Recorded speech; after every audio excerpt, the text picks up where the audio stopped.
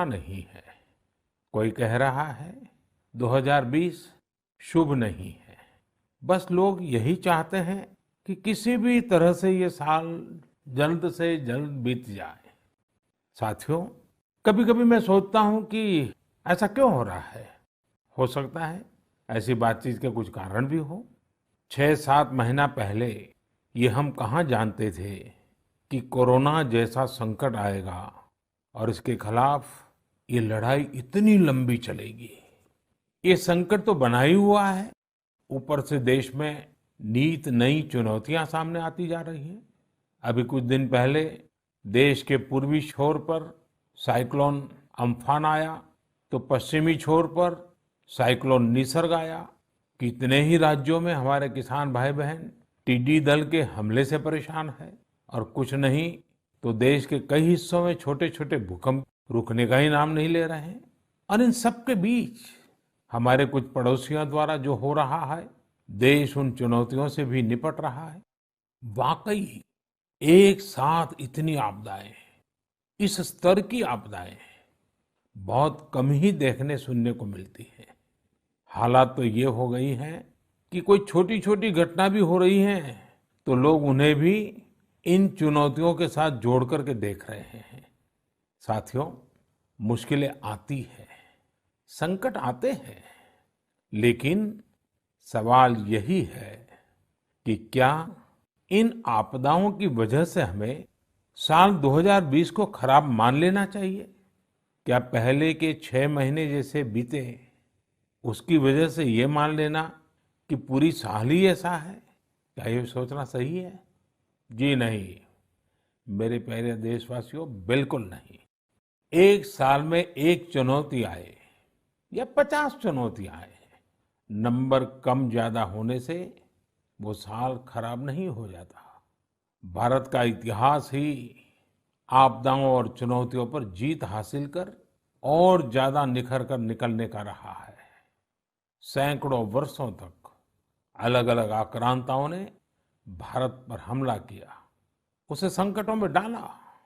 लोगों को लगता था कि भारत की संरचना ही नष्ट हो जाएगी, भारत की संस्कृति ही समाप्त हो जाएगी। लेकिन इन संकटों से भारत और भी भव्य होकर सामने आया। साथियों, हमारे यहाँ कहा जाता है, सृजन शाश्वत है, सृजन निरंतर है। मुझे गीत की कुछ पंक्तियां याद आ रही हैं।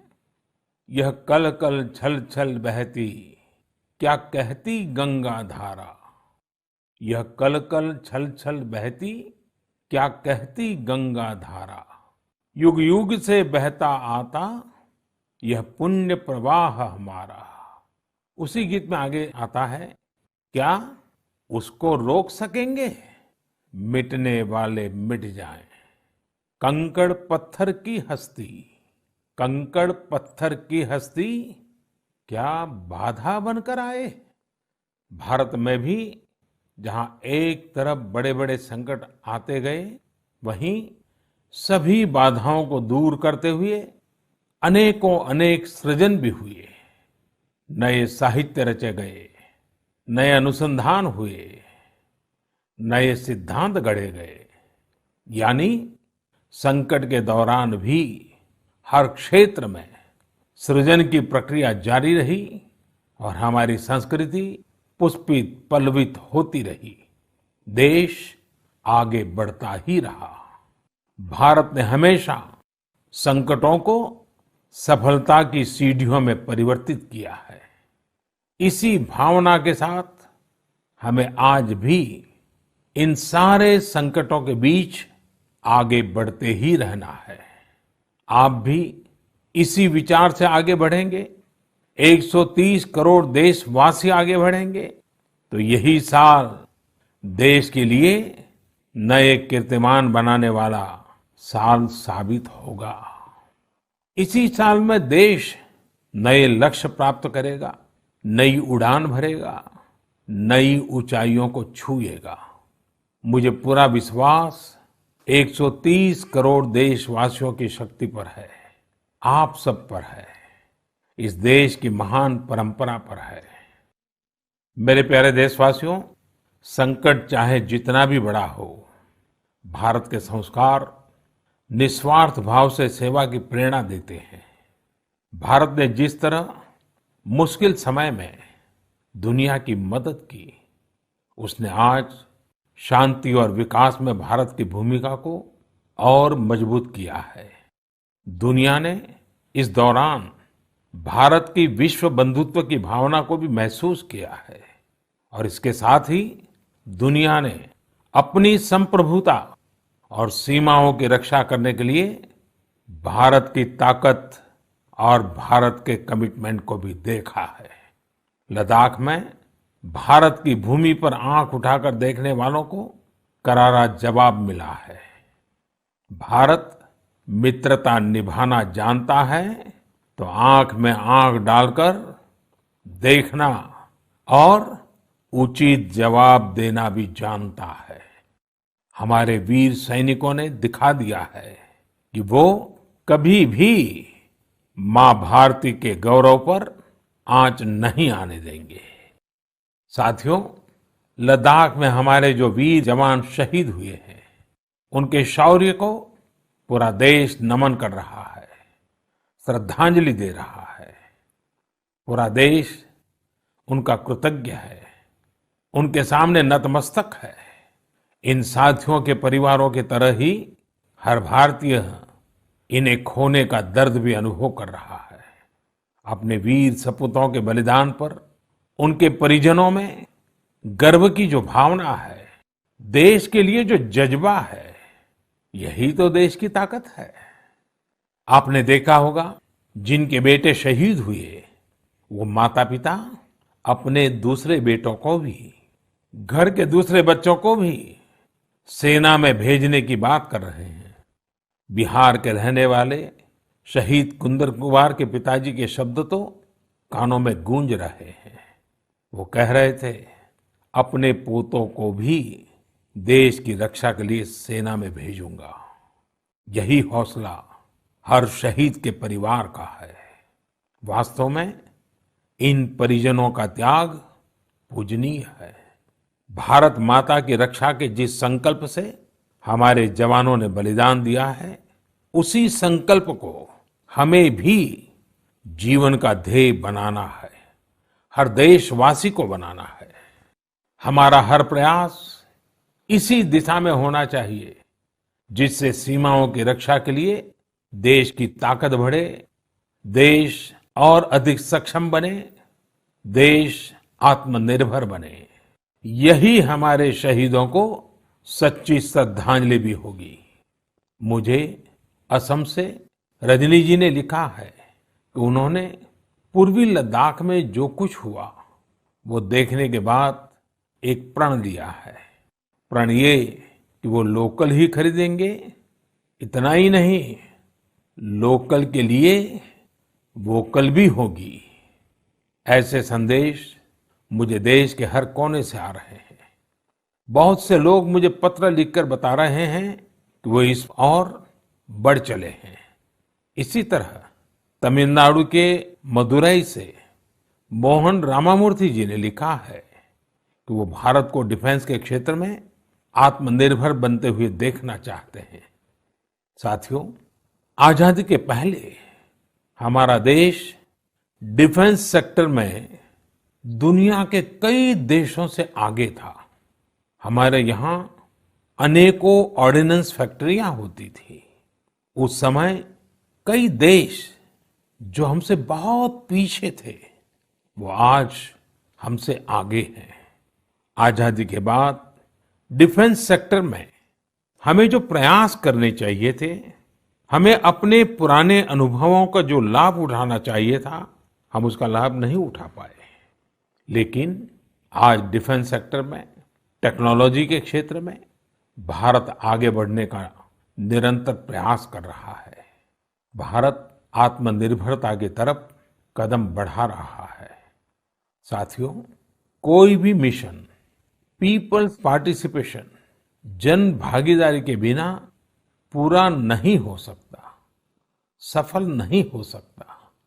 इसलिए आत्मनिर्भर भारत की दिशा में एक नागरिक के तौर पर हम सबका संकल्प, समर्पण और सहयोग बहुत जरूरी है, अनिवार्य है। आप लोकल खरीदेंगे, लोकल के लिए वोकल होंगे, तो समझिए आप देश को मजबूत करने में अपनी भूमिका निभा रहे हैं। ये भी एक तरह से देश की सेवा ही है। आप किसी भी प्रोफेशन में हो, हर एक जगह देश सेवा का बहुत स्कोप होता ही है।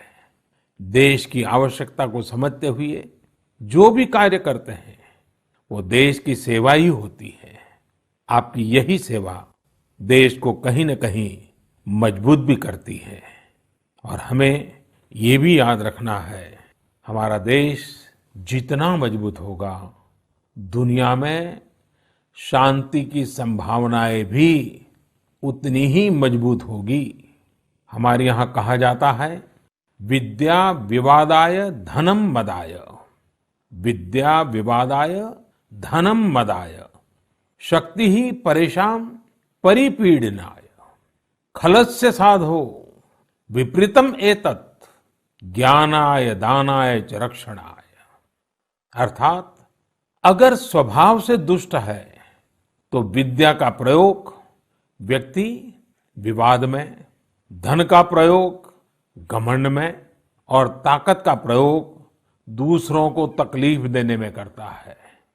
लेकिन सज्जन की विद्या ज्ञान के लिए, धन मदद के लिए और ताकत रक्षा करने के लिए इस्तेमाल होती है। भारत ने अपनी ताकत हमेशा इसी भावना के साथ इस्तेमाल की है। भारत का संकल्प है भारत के स्वाभिमान और संप्रभुता की रक्षा। भारत का लक्ष्य है आत्मनिर्भर भारत। भारत की परंपरा है भरोसा, मित्रता। भारत का भाव है बंधुता। हम इन्हीं आदर्शों के साथ आगे बढ़ते रहेंगे। मेरे प्यारे देशवासियों, कोरोना के संकट काल में देश लॉकडाउन से बाहर निकल आया है। अब हम अनलॉक के दौर में हैं। अनलॉक के इस समय में दो बातों पर बहुत फोकस करना है, कोरोना को हराना और अर्थव्यवस्था को मजबूत बनाना, उसे ताकत देना। साथियों, लॉकडाउन से ज्यादा सतर्कता हमें अनलॉक के दौरान बरतनी है। आपकी सतर्कता ही आपको कोरोना से बचाएगी। इस बात को हमेशा याद रखिए कि अगर आप मास्क नहीं पहनते हैं, 2 गज की दूरी का पालन नहीं करते हैं या फिर दूसरी जरूरी सावधानियां नहीं बरतते हैं, तो आप अपने साथ साथ दूसरों को भी जोखिम में डाल रहे हैं, खास तौर पर घर के बच्चों और बुजुर्गों को। इसीलिए सभी देशवासियों से मेरा निवेदन है, और ये निवेदन मैं बार बार करता हूं, और मेरा निवेदन है कि आप लापरवाही मत बरतिए, अपना भी ख्याल रखिए और दूसरों का भी। साथियों, अनलॉक के दौर में बहुत सी ऐसी चीजें भी अनलॉक हो रही हैं जिनमें भारत दशकों से बंधा हुआ था। वर्षों से हमारा माइनिंग सेक्टर लॉकडाउन में था। कॉमर्शियल ऑक्शन को मंजूरी देने के एक निर्णय ने स्थिति को पूरी तरह से बदल दिया है। कुछ ही दिन पहले स्पेस सेक्टर में ऐतिहासिक सुधार किए गए। उन सुधारों के जरिए वर्षों से लॉकडाउन में जकड़े इस सेक्टर को आजादी मिली। इससे आत्मनिर्भर भारत के अभियान को न केवल गति मिलेगी, बल्कि देश टेक्नोलॉजी में भी एडवांस बनेगा। अपने कृषि क्षेत्र को देखें तो इस सेक्टर में भी बहुत सारी चीजें दशकों से लॉकडाउन में फंसी थी। इस सेक्टर को भी अब अनलॉक कर दिया गया है। इससे जहां एक तरफ किसानों को अपनी फसल कहीं पर भी किसी को भी बेचने की आजादी मिली है, वहीं दूसरी तरफ उन्हें अधिक ऋण मिलना भी सुनिश्चित हुआ है। ऐसे अनेक क्षेत्र हैं जहां हमारा देश इन सब संकटों के बीच ऐतिहासिक निर्णय लेकर विकास के नए रास्ते खोल रहा है। मेरे प्यारे देशवासियों, हर महीने हम ऐसी खबरें पढ़ते और देखते हैं जो हमें भावुक कर देती है। यह हमें इस बात का स्मरण कराती है कि कैसे हर भारतीय एक दूसरे की मदद के लिए तत्पर है। वह जो कुछ भी कर सकता है उसे करने में जुटा है। अरुणाचल प्रदेश की एक ऐसी ही प्रेरक कहानी मुझे मीडिया में पढ़ने को मिली। यहाँ सियांग जिले के मिरेम गांव ने वो अनोखा कार्य कर दिखाया जो समूचे भारत के लिए एक मिसाल बन गया है। इस गांव के कई लोग बाहर रहकर नौकरी करते हैं। गांव वालों ने देखा कि कोरोना महामारी के समय ये सभी अपने गांव की ओर लौट रहे हैं। ऐसे में गांव वालों ने पहले से ही गांव के बाहर क्वारंटीन का इंतजाम करने का फैसला किया। उन्होंने आपस में मिलकर गांव से कुछ ही दूरी पर 14 अस्थायी झोपड़ियां बना दी और ये तय किया कि जब गांव वाले लौटकर आएंगे तो उन्हें इन्हीं झोपड़ियों में कुछ दिन क्वारंटीन में रखा जाएगा। उन झोपड़ियों में शौचालय, बिजली, पानी समेत दैनिक जरूरत की हर तरह की सुविधा उपलब्ध कराई गई। जाहिर है, मिरेम गांव के लोगों के इस सामूहिक प्रयास और जागरूकता ने सबका ध्यान अपनी ओर आकर्षित कर लिया। साथियों, हमारे यहाँ कहा जाता है, स्वभावम न जहाति एव साधुः आपद्गतो भी सन कर्पूरः पावक स्पृष्टः सौरभम लभते तराम। अर्थात जैसे कपूर आग में तपने पर भी अपनी सुगंध नहीं छोड़ता, वैसे ही अच्छे लोग आपदा में भी अपने गुण, अपना स्वभाव नहीं छोड़ते। आज हमारे देश की जो श्रम शक्ति है, जो श्रमिक साथी हैं, वो भी इसका जीता जागता उदाहरण है। आप देखिए, इन दिनों हमारे प्रवासी श्रमिकों की ऐसी कितनी ही कहानियां आ रही हैं जो पूरे देश को प्रेरणा दे रही है। यूपी के बाराबंकी में गांव लौटकर आए मजदूरों ने कल्याणी नदी का प्राकृतिक स्वरूप लौटाने के लिए काम शुरू कर दिया। नदी का उद्धार होता देख आसपास के किसान, आसपास के लोग भी उत्साहित हैं। गांव में आने के बाद क्वारंटीन सेंटर में रहते हुए, आइसोलेशन सेंटर में रहते हुए हमारे श्रमिक साथियों ने जिस तरह अपने कौशल्य का इस्तेमाल करते हुए अपने आसपास की स्थितियों को बदला है, वो अद्भुत है। लेकिन साथियों, ऐसे कितने ही किस्से, कहानियां देश के लाखों गांवों के हैं जो हम तक नहीं पहुंच पाए हैं। जैसा हमारे देश का स्वभाव है, मुझे विश्वास है साथियों कि आपके गांव में भी, आपके आसपास भी ऐसी अनेक घटनाएं घटी होगी। अगर आपके ध्यान में ऐसी बात आई है तो आप ऐसी प्रेरक घटना को मुझे जरूर लिखिए। संकट के इस समय में ये सकारात्मक घटनाएं, ये कहानियां औरों को भी प्रेरणा देगी। मेरे प्यारे देशवासियों, कोरोना वायरस ने निश्चित रूप से हमारे जीवन जीने के तरीकों में बदलाव ला दिया है। मैं लंदन से प्रकाशित फाइनेंशियल टाइम्स में एक बहुत ही दिलचस्प लेख पढ़ रहा था। इसमें लिखा था कि कोरोना काल के दौरान अदरक, हल्दी समेत दूसरे मसालों की मांग एशिया के अलावा अमेरिका तक में भी बढ़ गई है। पूरी दुनिया का ध्यान इस समय अपनी इम्यूनिटी बढ़ाने पर है और इम्यूनिटी बढ़ाने वाली इन चीजों का संबंध हमारे देश से है। हमें इनकी खासियत विश्व के लोगों को ऐसी सहज और सरल भाषा में बतानी चाहिए जिसे वे आसानी से समझ सकें और हम एक हेल्थियर प्लेनेट बनाने में अपना योगदान दे सकें। मेरे प्यारे देशवासियों, कोरोना जैसा संकट नहीं आया होता तो शायद जीवन क्या है, जीवन क्यों है, जीवन कैसा है, हमें शायद ये याद ही नहीं आता। कई लोग इसी वजह से मानसिक तनाव में जीते रहे हैं।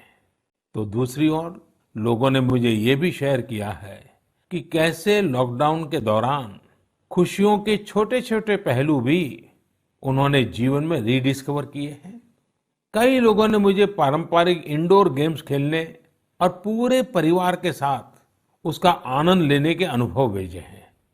साथियों, हमारे देश में पारंपरिक खेलों की बहुत समृद्ध विरासत रही है। जैसे आपने एक खेल का नाम सुना होगा, पचीसी। यह खेल तमिलनाडु में पल्लान्गुली, कर्नाटक में अली गुली मणे और आंध्र प्रदेश में वामन गुंटलू के नाम से खेला जाता है। ये एक प्रकार का स्ट्रेटेजी गेम है जिसमें एक बोर्ड का उपयोग किया जाता है। इसमें कई खांचे होते हैं जिनमें मौजूद गोली या बीज को खिलाड़ियों को पकड़ना होता है। कहा जाता है कि यह गेम दक्षिण भारत से दक्षिण पूर्व एशिया और फिर दुनिया में फैला है। साथियों, आज हर बच्चा सांप सीढ़ी के खेल के बारे में जानता है, लेकिन क्या आपको पता है कि यह भी एक भारतीय पारंपरिक गेम का ही रूप है जिसे मोक्ष पाटम या परम पदम कहा जाता है। हमारे यहाँ का एक और पारंपरिक गेम रहा है गुट्टा। बड़े भी गुट्टे खेलते हैं और बच्चे भी। बस एक ही साइज के 5 छोटे पत्थर उठाएं और आप गुट्टे खेलने के लिए तैयार। एक पत्थर हवा में उछालिए और जब तक वो पत्थर हवा में हो आपको जमीन पर रखे बाकी पत्थर उठाने होते हैं। आम तौर पर हमारे यहाँ इंडोर खेलों में कोई बड़े साधनों की जरूरत नहीं होती है। कोई एक चौक या पत्थर ले आता है, उसे जमीन पर ही कुछ लकीरें खींच देता है और फिर खेल शुरू हो जाता है। जिन खेलों में डाइस की जरूरत पड़ती है, कौड़ियों से या इमली के बीज से भी काम चल जाता है। साथियों, मुझे मालूम है आज जब मैं ये बात कर रहा हूं, कितने ही लोग अपने बचपन में लौट गए होंगे। कितनों को ही अपने बचपन के दिन याद आ गए होंगे। मैं यही कहूंगा कि उन दिनों को आप भूले क्यों है? उन खेलों को आप भूले क्यों है? मेरा घर के नाना नानी, दादा दादी, घर के बुजुर्गों से आग्रह है कि नई पीढ़ी में ये खेल आप अगर ट्रांसफर नहीं करेंगे तो कौन करेगा? जब ऑनलाइन पढ़ाई की बात आ रही है तो बैलेंस बनाने के लिए, ऑनलाइन खेल से मुक्ति पाने के लिए भी हमें ऐसे करना ही होगा। हमारी युवा पीढ़ी के लिए भी, हमारे स्टार्टअप्स के लिए भी यहाँ एक नया अवसर है और मजबूत अवसर है। हम भारत के पारंपरिक इंडोर गेम्स को नए और आकर्षक रूप में प्रस्तुत करें। उनसे जुड़ी चीजों को जुटाने वाले, सप्लाई करने वाले स्टार्टअप्स बहुत पॉपुलर हो जाएंगे। और हमें ये भी याद रखना है, हमारे भारतीय खेल भी तो लोकल है और हम लोकल के लिए वोकल होने का प्रण पहले ही ले चुके हैं। और मेरे बाल सखा मित्रों, हर घर के बच्चों से, मेरे नन्हे साथियों से भी आज मैं एक विशेष आग्रह करता हूं। बच्चे, आप मेरा आग्रह मानेंगे ना? देखिए, मेरा आग्रह है कि मैं जो कहता हूं आप जरूर करिए। एक काम करिए, जब थोड़ा समय मिले तो माता पिता से पूछकर मोबाइल उठाइए और अपने दादा दादी, नाना नानी या घर में जो भी बुजुर्ग हैं उनका इंटरव्यू रिकॉर्ड कीजिए। अपने मोबाइल फोन में रिकॉर्ड करिए। जैसे आपने टीवी पर देखा होगा ना, कैसे पत्रकार इंटरव्यू करते हैं, बस वैसा ही इंटरव्यू आप कीजिए। और आप उनसे सवाल क्या करेंगे, मैं आपको सुझाव देता हूं। आप उनसे जरूर पूछिए कि वो बचपन में उनका रहन सहन कैसा था, वो कौन से खेल खेलते थे, कभी नाटक देखने जाते थे, सिनेमा देखने जाते थे, कभी छुट्टियों में मामा के घर जाते थे, कभी खेत खलिहान में जाते थे, त्योहार कैसे मनाते थे। बहुत सी बातें आप उनको पूछ सकते हैं। उनको भी 40-50 साल, 60 साल पुरानी अपनी जिंदगी में जाना बहुत आनंद देगा। और आपके लिए 40-50 साल पहले का हिंदुस्तान कैसा था, आप जहाँ रहते हैं वो इलाका कैसा था, वहाँ परिसर कैसा था, लोगों के तौर तरीके क्या थे, सब चीजें बहुत आसानी से आपको सीखने को मिलेगी, जानने को मिलेगी। और आप देखिए आपको बहुत मजा आएगा। और परिवार के लिए एक बहुत ही अमूल्य खजाना, एक अच्छा वीडियो एल्बम भी बन जाएगा। साथियों, ये सत्य है कि आत्मकथा या जीवनी, ऑटोबायोग्राफी या बायोग्राफी, इतिहास की सच्चाई के निकट जाने के लिए बहुत ही उपयोगी माध्यम होती है। आप भी अपने बड़े बुजुर्गों से बातें करेंगे तो उनके समय की बातों को, उनके बचपन, उनके युवा काल की बातों को और आसानी से समझ पाएंगे। ये बेहतरीन मौका है कि बुजुर्ग भी अपने बचपन के बारे में, उस दौर के बारे में अपने घर के बच्चों को बताएं। साथियों, देश के एक बड़े हिस्से में अब मानसून पहुंच चुका है। इस बार बारिश को लेकर मौसम विज्ञानी भी बहुत उत्साहित हैं, बहुत उम्मीद जता रहा है। बारिश अच्छी होगी तो हमारे किसानों की फसलें अच्छी होगी, वातावरण भी हरा भरा होगा। बारिश के मौसम में प्रकृति भी जैसे खुद को रिजुवेनेट कर लेती है, मानव प्राकृतिक संसाधनों का जितना दोहन करता है, प्रकृति एक तरह से बारिश के समय उनकी भरपाई करती है, रिफिलिंग करती है। लेकिन ये रिफिलिंग तभी हो सकती है जब हम भी इसमें अपनी धरती माँ का साथ दें, अपना दायित्व निभाएं। हमारे द्वारा किया गया थोड़ा सा प्रयास प्रकृति को, पर्यावरण को बहुत मदद करता है। हमारे कई देशवासी तो इसमें बहुत बड़ा काम कर रहे हैं। कर्नाटक के मंडावली में एक 80-85 साल के बुजुर्ग हैं कामेगौड़ा जी। कामेगौड़ा जी एक साधारण किसान है, लेकिन उनका व्यक्तित्व बहुत असाधारण है। उन्होंने एक ऐसा काम किया है कि कोई भी आश्चर्य में पड़ जाएगा। 80-85 साल के कामेगौड़ा जी अपने जानवरों को चराते हैं, लेकिन साथ साथ उन्होंने अपने क्षेत्र में नए तालाब बनाने का भी बीड़ा उठाया हुआ है। वे अपने इलाके में पानी की समस्याओं को दूर करना चाहते हैं, इसलिए जल संरक्षण के काम में छोटे छोटे तालाब बनाने के काम में जुटे हैं। आप हैरान होंगे कि 80-85 वर्ष के कामेगौड़ा जी अब तक 16 तालाब खोद चुके हैं, अपनी मेहनत से, अपने परिश्रम से। हो सकता है कि जो तालाब उन्होंने बनाए वो बहुत बड़े ना हो, लेकिन उनका ये प्रयास बहुत बड़ा है।